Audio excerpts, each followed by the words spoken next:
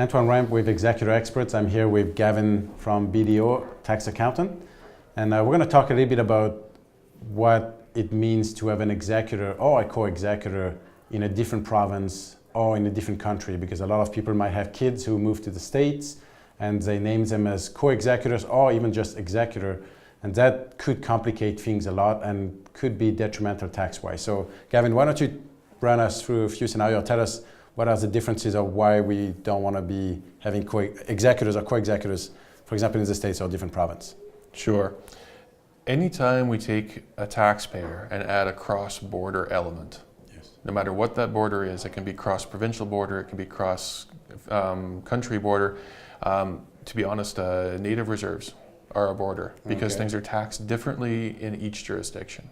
Oh, wow. And that's what we're talking about here is as soon as you add a foreign executor or a non-resident executor to an estate, you add to the complication of what and how do you need to file. Mm-hmm.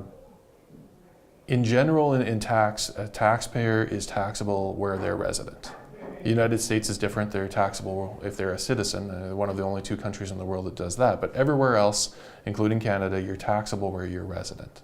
And determining the residence of an estate is you have to look at where the mind and management of the estate resides. Okay.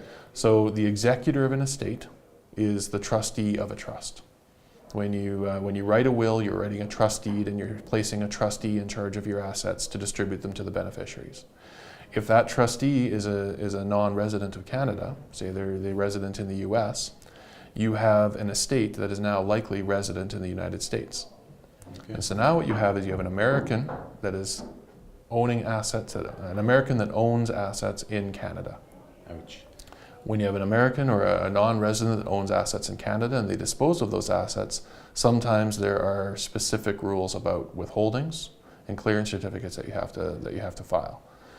Even better, you have to get specific identification numbers, ITIN numbers, for potentially for beneficiaries and for the executor to manage those assets in Canada.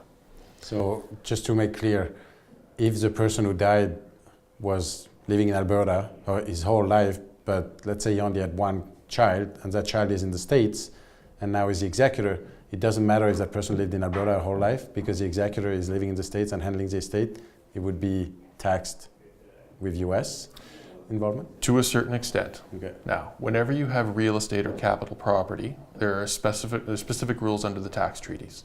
They go back and forth on those. So basically what you have now is you have a foreign executor, so you have a foreign trust. The foreign trust owns assets in Canada. Mm-hmm. When those assets are sold, that's reportable in Canada.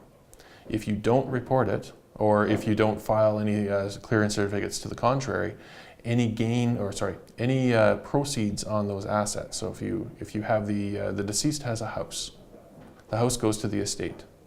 The executor is American. The executor sells the house out of the estate. 25% of the proceeds on the house are required to be withheld and remitted to the government of Canada. Mm-hmm. If you fail to do so, they charge interest and penalties on that. The proceeds, the withholdings are due within 10 days after the close of the deal. So you have 10 days to file your forms and get your remittances in. That's if your executor is in the States. If the executor was in the same province. If your executor was in Alberta or in Canada, yeah. They would sell the house out of the estate and they would report it on the next tax return. Okay. Because the person passed away, they had a deemed disposition at death, and so they bumped up the cost base to the fair market value at date of death. Assuming you're not too far out from the date of death when you sell the house, you might not have any gain at all. Okay. There would be no withholdings and there would be no tax. Okay. If they're US, you had to withhold and remit 25% of the proceeds on the house. So a $400,000 house, you have to remit $100,000 to the government and then file a return next April and try and get the $100,000 back. Yikes.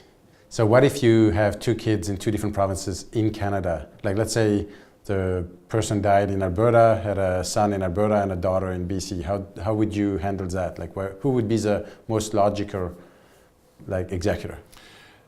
To be honest, I would always suggest, just for simplicity's sake, that your executor reside in the same province as the deceased. That's right. However, sometimes you want to talk to your accountant or your lawyer and say, okay, what are the tax rules in the different provinces?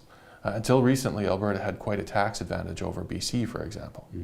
Perhaps it would be to your advantage to say, well, if my executor is living in Alberta, when I pass away, my estate becomes resident. If I pass away in BC, my estate becomes resident in Alberta. Maybe that's not such a bad thing. Yes. But you want to plan for it, because it will come with some complications. If you are resident in Alberta and you have a child in Alberta and a child in BC, the Estates and Wills Act in each province is a different act, and the rules are different in different provinces. That's right. Different taxes. Different taxes, different withholdings, different asset transfer fees. So you can have land transfer tax.